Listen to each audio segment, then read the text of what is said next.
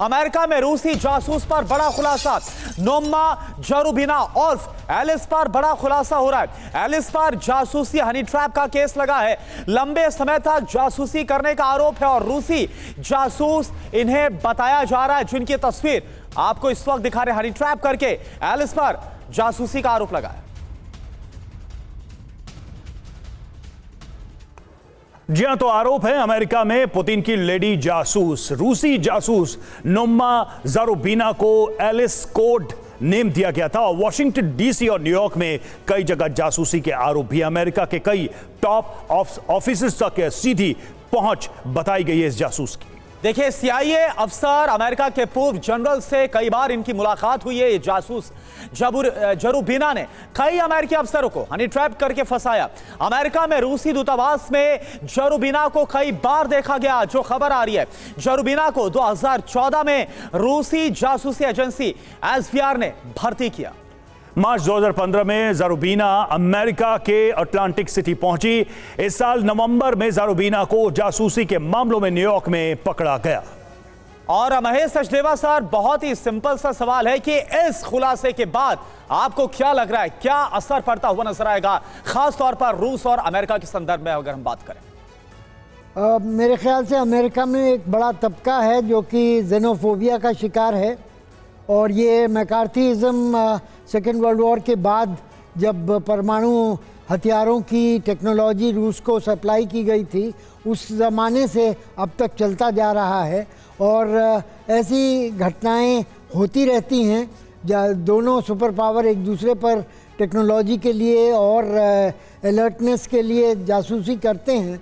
और इसको तूल देना इस समय इसलिए भी ज़्यादा ज़रूरी अमेरिकन डीप स्टेट के लिए हो गया है कि यूक्रेन को लेकर के और सीरिया को लेकर के रूस का जो दौर है उसका अमेरिका के सुरक्षा के लिए काफ़ी महत्व बना।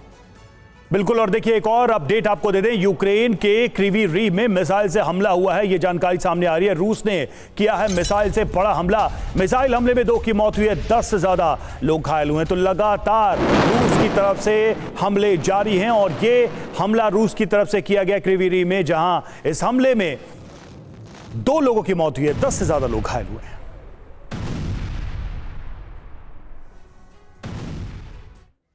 और देखिए, एक और बड़ी खबर है। चीन के बंदरगाह पहुंचे हैं रशियन युद्धपोत। शेडोंग के किंगडाओ पहुंचे हैं कई रूस के वॉरशिप्स। ये देखिए तस्वीर इस वक्त आपको दिखा रहे हैं चीन से, जहां पर चीन के बंदरगाह कई जो रशियन वॉरशिप्स है वो पहुंचे हैं, डॉक करते हुए नजर आ रही है। देखिए, शेडोंग के किंगडाओ पहुंचे हैं ये युद्धपोत, कई संख्या में बताए जा रहे हैं।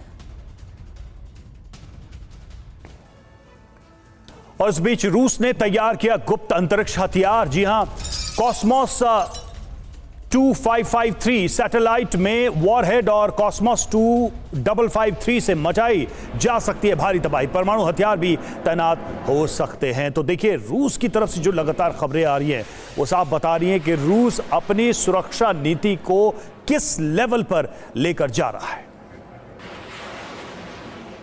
और चलिए अब आपको बताते हैं कि व्लादिमीर पुतिन का सैटेलाइट बम कैसे काम करेगा। सीधे इंफॉर्मेशन वॉल का हम लोग करते हैं तो पुतिन का सैटेलाइट परमाणु हथियार आखिर क्या है, ये सोर्स क्या है, द सन के जरिए इसके तमाम पॉइंटर्स आप समझिए एक एक करके।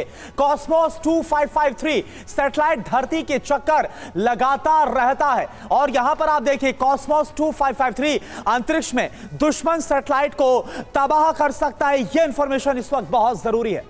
बिल्कुल, धरती की निचली कक्षा में धमाके से इलेक्ट्रोमैग्नेटिक तरंगें निकलेंगी जिसका असर धरती पर पड़ेगा। और देखिए, सबसे बड़ी बात क्या है, सबसे जो खतरे की बात है वो न्यूक्लियर वॉरहेड को ये डिप्लॉय करके और इससे हमले करने में ये सक्षम है। तो ये अपने आप में एक नेक्स्ट लेवल प्रिपरेशन नजर आ रही है रूस की, जो कहीं ना कहीं अमेरिका या नाटो देशों की चिंता बढ़ाएगी। तो ये अपने आप में बड़ी तैयारी नजर आ रही है। श्रीवास्तव सर, रूस अगले लेवल की भी तैयारी कर रहा है, मतलब जमीन पर तो लड़ाई चल ही रही है, ट्रेडिशनल वॉर भी चल रहा है, लेकिन एक फ्यूचरिस्टिक वॉर कॉन्सेप्ट पे भी रूस लगातार काम कर रहा है। बिल्कुल सही कहा आपने। इस अस्त्र का जिस तरीके से इसको वर्णन किया गया है, इसका कोई एयर डिफेंस नहीं हो सकता है।